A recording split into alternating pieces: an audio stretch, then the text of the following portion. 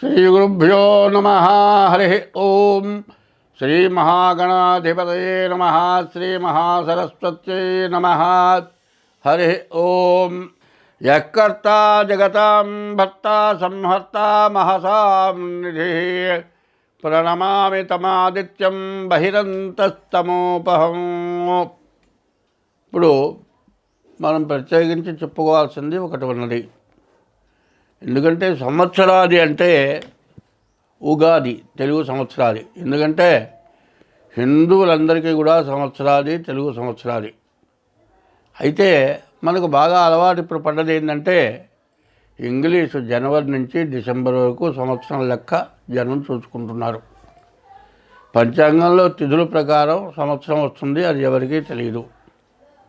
తిథి, వారం, నక్షత్రం, యోగం, కరణం ఈ 5 కలిసి పంచాంగం అయింది. అయితే పంచాంగ శ్రవణం అనేది యుగాదిగా చేసుకుంటాం. కానీ ఇప్పుడు జనవరి నుంచి డిసెంబర్ వరకు ఈ 12 నెలలు, జనవరి నుంచి డిసెంబర్ వరకు 12 నెలల మాస ఫలితాలు ముందుగా చెప్పుకుందాం. అయితే దానికంటే ముందు ఈ జనవరి నెల విశేషం ఏమిటి అనేది మనం చూసుకోవాలి. 2025 సంవత్సరం జనవరి నుంచి డిసెంబర్ వరకు మీనరాశి ఫలితాలు. మార్చి 30 నుంచి శని మీనంలోకి వచ్చాడు. అంటే 2 సంవత్సరాలన్నర ఏలినాటి శని జరిగింది. 2 సంవత్సరాలన్నర అయిపోయి 3వ సంవత్సరం ప్రారంభమైంది. ఇక్కడి నుంచి ఇంకా 5 సంవత్సరాలు ఏలినాటి శని జరుగుతుంది.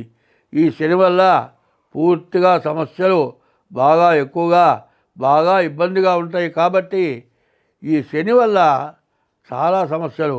జన్మల్లో ఉన్న శని చాలా కష్టపెడతాడు, అనవసరమైన దండగ తెస్తాడు.